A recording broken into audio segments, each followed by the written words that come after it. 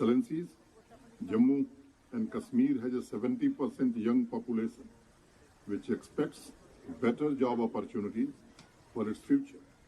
They, along with the large population, were deprived of professional education, facilities to live with honor, dignity, and industrial growth for the last 73 years.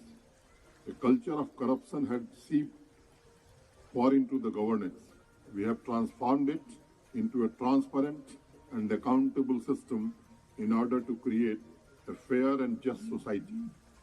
I am pleased to tell you that the central government headed by Honorable Prime Minister Narendra Modi ji has drawn up excellent ideas and initiatives of industrialization even in far-flung areas of the Union territory so that more jobs could be created for our youth, and this policy will be implemented on a faster pace. Our aim is also to give women more opportunities to participate in economic development of the Union territory and provide concrete support to those seeking to make a fresh start. My effort here is to create bliss and seeds for flowering of each and every citizen of Union territory. You can see the blooming of development in Jammu Kashmir for yourself, and the fragrance is spreading on the winds. I am sure will be carried to every corner of the earth. Excellencies, we are shaping a new future for Jammu and Kashmir, and you, as a representative of your country and that of global community, would appreciate the efforts and extend support in our endeavor. Once again, I would like to extend a warm welcome to you. I wish you all greater health and happiness. Thank you.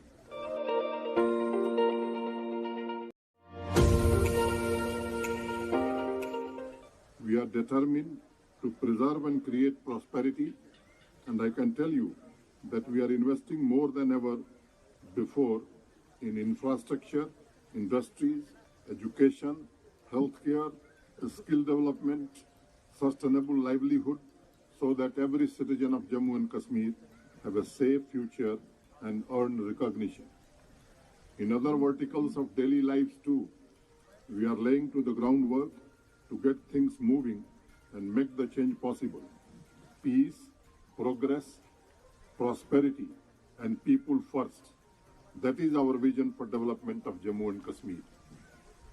Since you have already interacted with the District Development Council chairpersons at Srinagar, let me tell you that the peaceful, violence-free and impartial polls witnessed large turnout, and it demonstrated people's belief in grassroots democracy and their urge to reap benefits of development that would come along with it. Our administration stands shoulder to shoulder with the elected representatives to provide much needed assistance to serve the people of Jammu and Kashmir. Our weekly public outreach program, Block Divas, which we had visited yesterday, is integral part of the effort to make district officers and field functionaries of various departments available to redress the people's grievances and provide the basic services on the spot. Our esteemed colleagues in the government are also working hard on measures to support private sector investment, entrepreneurship, so that self-sustaining growth phenomenon blossoms in Jammu Kashmir. Being a civil engineer is an incentive for me.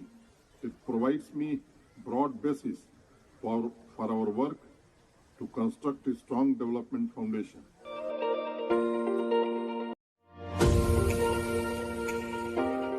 Years suffering ended on 5th August 2019.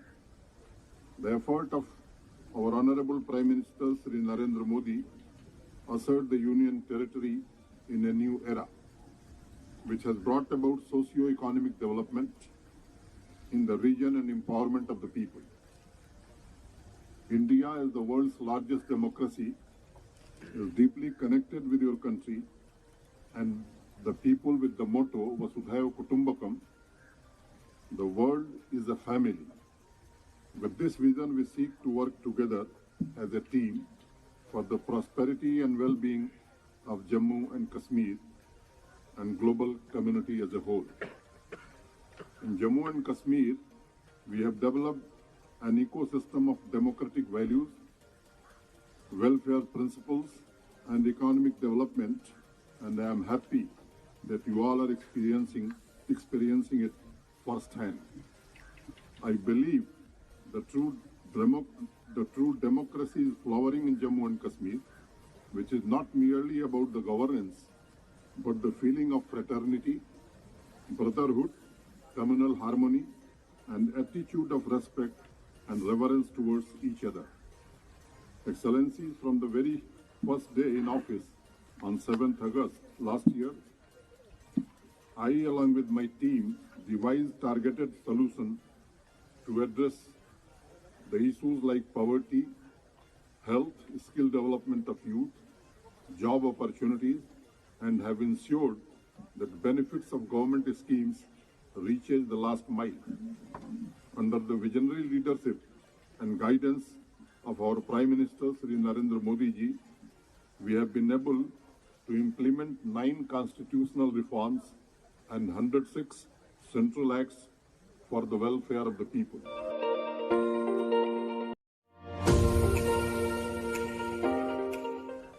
You will be surprised to know that Jammu and Kashmir did not have Minority Commission before 5th August 2019. Other legislation, like the Right to Education Act, was not implemented here. Poorer sections of the society, people from backward community, scheduled castes, scheduled tribes, and other sections of Jammu and Kashmir were not given any benefit of reservation. Dalits were brought to Jammu and Kashmir in 1957 by the state government. From that time, the present and future generations were compelled to become sweepers. For 7 long decades, the people of Jammu and Kashmir were deprived of their fundamental rights. Various acts passed by the Indian Parliament for benefit of the people. The Honorable Prime Minister has ensured all the benefits of central acts now reaches to the people of Jammu and Kashmir.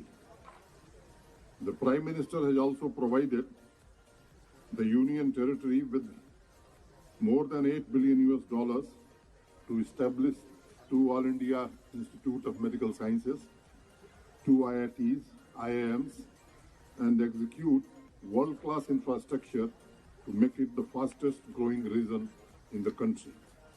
Our collective aim is to continue implementing people-centric development and industry-oriented policies. We do not want to lose sight of holistic development despite relentless attempts by our neighbor to destabilize the security situation and trigger social disharmony by exporting terror. Excellencies, terrorism is the worst crime against humanity.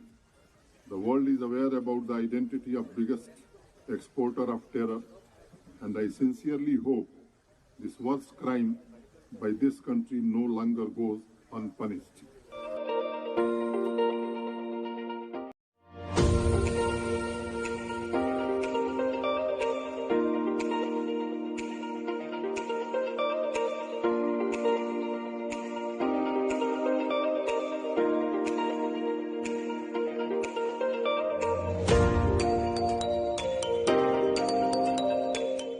On behalf of the Jammu Kashmir administration, I am delighted to welcome you all to Raj Bhavan.